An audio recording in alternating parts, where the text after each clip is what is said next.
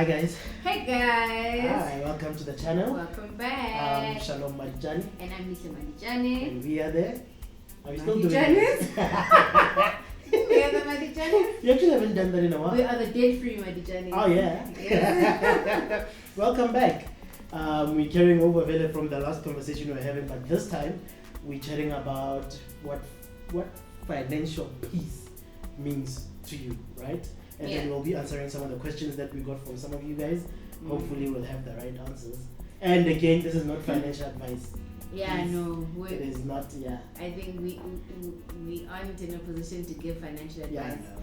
And like the name of the channel, this is our debt-free journey. Mm-hmm. So it's purely like experiences that we've had with trying to get out of debt and living debt-free. Yeah, essentially. Yeah. So let's get into it then. So actually we were actually supposed to do this video while we were away, but then I decided to get sick. And the scene would have been so beautiful, but okay, we had to wait until we got back home so that we can do the video when I'm well, but he's now sick, so excuse him if he's a bit... Sorry. Yeah. So we can get into it. We asked you guys on our Instagrams what questions you guys had for us, whether it's like marriage related or like money related or whatever it is. And then we also asked you guys what financial peace means to you. Yeah. So should I just start with what people said about what financial peace? Yeah, let's shoot. Go into Okay. So, I mean, we got quite a few responses. I'm not going to read all of them, otherwise we'll be here till tomorrow. But I think a lot of them had a very similar theme. So the first one says, being able to make money while I sleep. Yeah. So. And that's good actually. A whole lot of the investors or the rich people, they say, Velo, you will not be rich until you don't have to trade your time to make money. Yep. That's actually, I suppose, what this person is saying, where your money is just making itself and you do other things. Imagine not having to wake up and there's just money coming in. Yeah. Anyway, okay, the next person said a huge salary and zero debt. Yeah, which I think most people actually we don't often look at the part of the zero debt. Most people aspire to a huge salary or having like a huge in terms of a huge income. But if your expenses are high, you might not even actually find yourself. You enjoy your other. Yeah, you're not gonna experience that financial peace that I think we were asking about, because you still have high expenses or really high debt that's chowing your money. So you're probably left with very little, even though you earn a lot. So this was such a good point to say, I want a big salary, but I also want the zero debt. So in fact, actually, I came across some video today where some guy was asking an older guy, a rich guy, okay, what's one of the secrets to become a millionaire? And he was like, what he's taught his kids is to live off of 3/4 of the money that they make. Oh. And then the other quarter you invest and save. Wow. Okay. So even if you get a whole lot of money, obviously by default, if you get more money, your lifestyle is going to change, So expenses will increase unless if you keep a check on it. Yes, that's so true. Yeah. That's true. And then another person says, being able to afford all my needs and most of my wants. And I think there were two answers that were similar that said something like that. And one of the ladies who actually said that is someone that I know, and I thought to myself, geez, and we're so what's the word? We're so humble even about it, in that she didn't say all her wants. She said, and at least some of my wants, she's a good friend of mine. And I thought to myself, like, we rob ourselves so much that you almost like, obviously you have to keep your wants in check, but I think like it's okay to desire like a lot of things, and so just never mind, you can cut that out. Alright. Yeah. Anyway. But you were making a good point. I feel like you were going somewhere good with that one. So I can cut it out and then you can continue with your train of thought. I lost it though. Oh. Yeah, but that in that essentially, like with financial, when I think, I mean, obviously when I share what we think, but when I think of financial peace or financial freedom, I just think of like being able to do, you know, anything that I want to, you know, and not putting a cap on it. And like we're so limited in terms of how we've been brought up and our relationships with money that oh no, it's okay to have just your needs met, or you know, yeah, you can have, you know, little nice things here and there, but and I think that's a struggle that I have, like since we're on the debt-free journey, we couldn't spend much, and I got accustomed to that to the point when we did have a bit more disposable income, I still was so uncomfortable to spend. Like I felt like, oh no, you know, and that's the point I was just trying to make, that it makes us so scared to like to want and and I don't think there's anything wrong with that. Yeah. Even Dr. Dre, one of his songs says I want it all. I forgot which song it is. Wow. From his latest album, he says I want it all. There you go. So want it all. The nerd is now quoting Dr. Dre. Anyway, and then one of you said being able to quit my job, which I'm miserable in right now, but I can't quit because of debt and monthly repayments. And that actually speaks so much to our situation, in that for you as well, before you quit your job, you loved your job at some point, but at some point then you, towards the end, you hated it. You know, and thank God we were able to go on this journey, because after we got out of debt, it was easier for you to quit your job, for the transition, and then for us to do things the way we managed to do them, you know. So I think really for this person it would be worthwhile to get into your other debt-free journey and push it up until that point where, you know what, you'll have that freedom to quit your job and follow your passions, which is what you're doing. You're following your passion. That's true. Passions. I got many passions. Yeah, but that's so true. And this lady actually, she's always like, she chats a lot. She knows who she's on.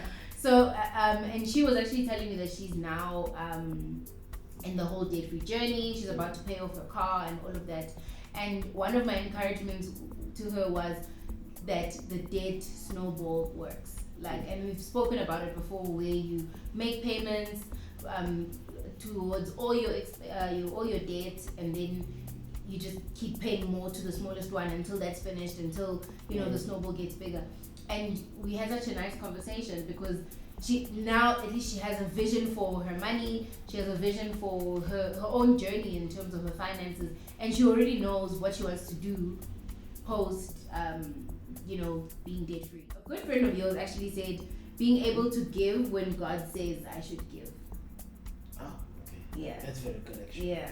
See, my friends are I keep good friends. I don't know who that friend is, but I know I keep good friends. Wow. Yeah, that was a good point. That was a good point. And I think we've mentioned this before. Yes. That like the end goal of this thing, not the end goal, but it enables just an open hand, you know, in terms of receiving and giving when you're debt free. Because if there's an unction for you to share cash or a car or buy someone a house or whatever, you can't do that if you're struggling with your own debt. So that was such a brilliant point. I was like, that's exactly like we have crazy goals that we have where we want to be able to, gift people with things and bless people with things. I mean, you hear stories a lot with the Dave Ramsey and them, where they're able to just gift someone with a brand new car and stuff like that. So that stuff requires like a huge income or no debt kind of thing. So I think that was such a good point that he made. And then very lastly,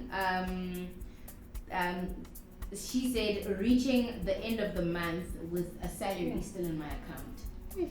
Yeah, it's that thing. I actually never realized that whole saying, that when two ends meet, making the two ends meet, it's the end of your salary meeting the end of the month. Yeah. Most people do not know what that feels like because the one is going to end before the other. So 2 weeks after payday. And it's generally the money. Yeah, the money showcase. The money is more often finished way before the end of the month. And so those were some of the you know, the definitions or some of the explanations you guys gave on what it would mean for you to be debt free or to be financially free or to be at peace in terms of your finances. And sorry, on Yona, that last point, Yona, it is definitely possible to make the two ends meet. Oh yeah. You know, I remember there's a pastor used to tell a story about his dad. Whenever they drove around in the neighborhood and they drove around those rich places and whatnot, and the dad would always say, look at them with all their debt. Don't worry about it. This is all a burden. This and always had negative things to say about people in their homes, you know. And he says that he realized that actually it doesn't have to be that way, and not everyone where the debt, you know, or that house. You can have a heck of a big house and have it debt free, paid off. That's or true. However, but where you have the freedom to do what you want to do, essentially. But yeah. All right, and then I also asked him what financial peace means to him. Would you like to share your wisdom? Yeah, I wouldn't say wisdom. But for me, basically, it's being able to do what I need to do and what I want to do without having to consult anyone. How? Even me? Well, not you, but anyone. I'm talking about the institutions. The powers that be, the institutions. I don't want to have to consult the bank or a retail shop to give someone something or to give someone. I don't want to, you know, to do good or even to buy myself a car or whatever that I want to buy. And that for me is to be able to do the work that I need to do, obviously the Lord's work as well, and not have to discuss it with the bank. And that for me is... Yeah. I think that's a good one. For me, I'd say, because I'm a multi-talented girl. I'm just out here. I'm kidding. No, but like I've got a lot of things on my heart. And some of them I think would be quite difficult to monetize. They would, I mean, they probably could, you know, bring in some cash at some point, but there's a lot of things that I have on my heart that I want to do, you know, passion projects or, you know, just being impactful in whatever, in the different spaces that I'm interested in. So that for me, you know, to be able to do that without worrying about like, oh, is this gonna bring in enough money? Oh, is this gonna, you know, that for me is like major. And because I've also like struggled with anxiety when it came to money initially before we did the debt-free journey. Like for me, I prioritize financial peace over anything and everything. Well, not everything, but most things. In fact, everything in my life needs to allow for peace. And that's why I married Shalom, because he's a peaceful man. But yeah, like for me, if it doesn't give me peace, then I won't do it. Chances are. And so that's what financial, you know, freedom and peace would mean to me. I wake up and I'm like, okay, cool. The businesses are running themselves. I can go out in the streets and feed 500 people if I want to. I can run a kitchen for people to walk in and walk out and eat however they want to. I can, you know, write books. I can, you know, go sing if I want. I can do whatever I want to, you know, without having to worry, oh, what happens when I retire? What happens? And I think it's one of the things that one of the followers mentioned, that just being able to make money while you sleep. So I think that's what it would look like for me. Oh, cool. Yeah, so then we will ask some questions.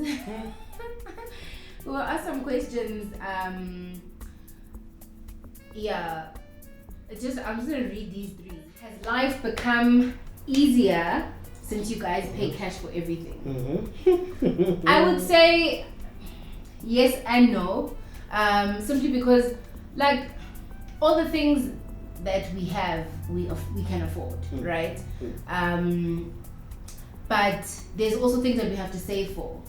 Like if we want to make a big purchase, obviously we have to save. Like we need a car, for example. We're gonna have to save for it. If we're gonna do it via debt, we could have just gone tomorrow and got it financed and get it by next week or whatever. Whereas now, if you're saving for it, you see nothing. Like you still have the frustrations of needing that thing. You're still saving for it, so it just feels like, oh my gosh, when am I gonna get there? So it's a little bit difficult in that you can't get the things you want like right away, but when you get it, then it's like stress free because then you've moved on from it. Like you buy it and then you're done. Then you move on. So I think that and that's sort of how we do things. Like we'll have like normal savings, and then we'll have like a specific account where we're saving for something specific. Like now we need a bigger car for our family, right? So we'll save towards that in that. Never mind all the other savings. But which also means then it becomes difficult to do other things. Because now we're focusing on now let's buy a car. So this family kind of thing. So it's easier and more.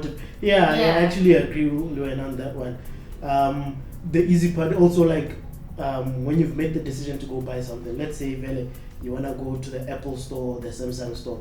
When you get there, you don't have to queue with the contract guys and wait for a long time because you're doing it cash. They say swiping. Exactly. Money talks, they say. True. However, to get to that point, it requires so much more patience and so much more work and focus so you can do that. So it is easier, but hey, it does require time and patience. Yeah, it does. It does.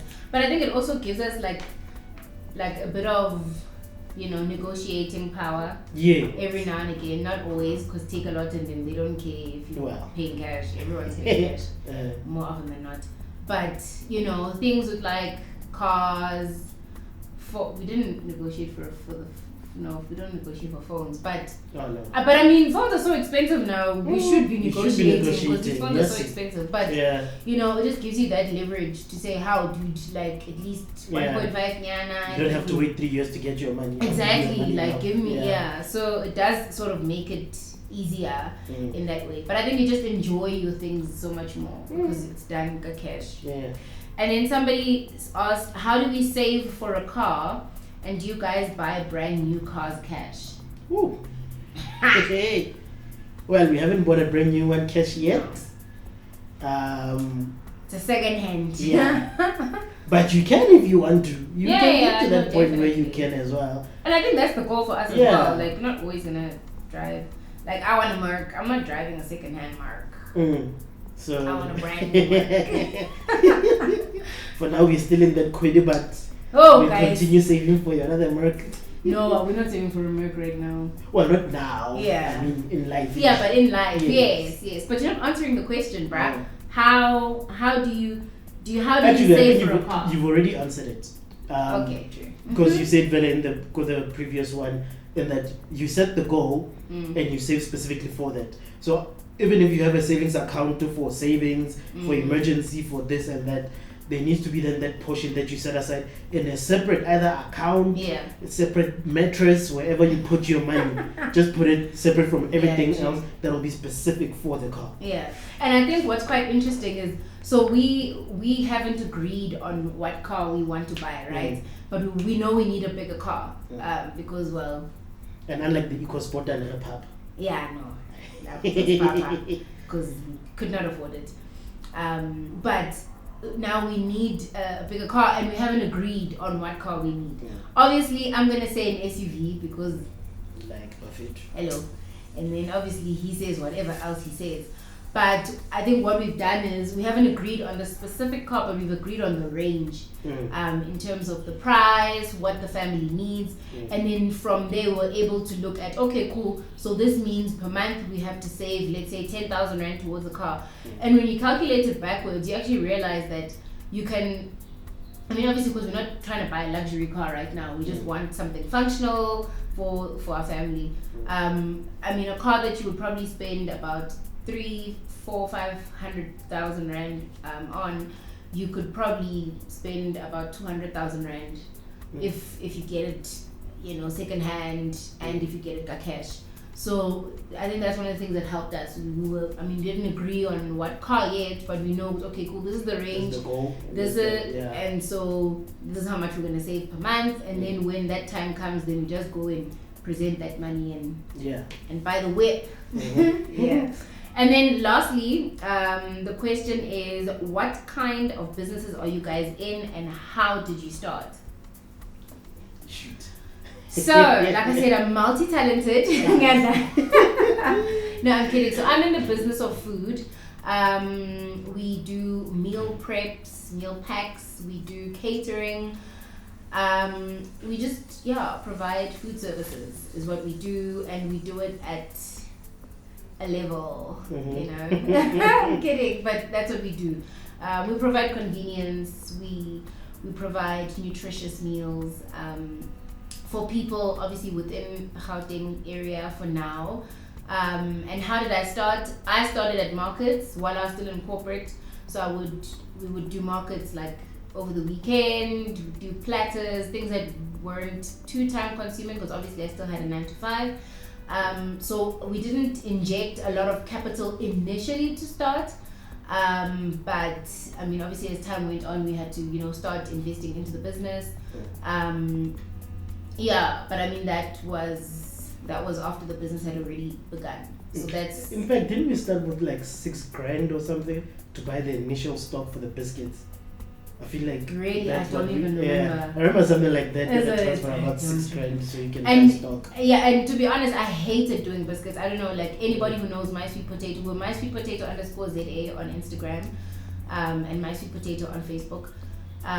We started doing biscuits. Like once I left corporate, I was selling biscuits, and I'm not a baker, y'all, but I make damn good biscuits. But I had to start there because while I was still in corporate, I obviously couldn't drive around with food in my car, but biscuits I could do that, so that's sort of how I built up some of the cash to get the business going. So that's how I started, and that's what I do for now. Hey, Wanda. Yeah, she's out today. I'm joking. Now I'm in tech, and I've always been in tech for the past 10 years. I've been a software developer. And I started like, I suppose everyone else, you get a job and you toil at that job for years and years. So I toiled for about 10 years developing software for different companies as a permanent employee. And then at some point I contracted for like a year, and then I went back to being permanent. And then you contracted again. Yes. And that's literally how it started for me. At some point while I was permanent, I was like, I was fed up, I was tired. But throughout that period, I always had my own side projects that I was doing. I was always upskilling myself and all those things, so that at least by the time I jumped, I had something to bring to the table. And also building the relationships. Yes. And that's pretty much how I started, because of the relationships. And I guess maybe because I know how to write software. I don't know. That's sort of how we started, like while we were in corporate, because the end goal for us, we always knew that it's not to be like a CEO of some multinet. Well, the goal was for us to be able to start our own things that we could be CEOs of.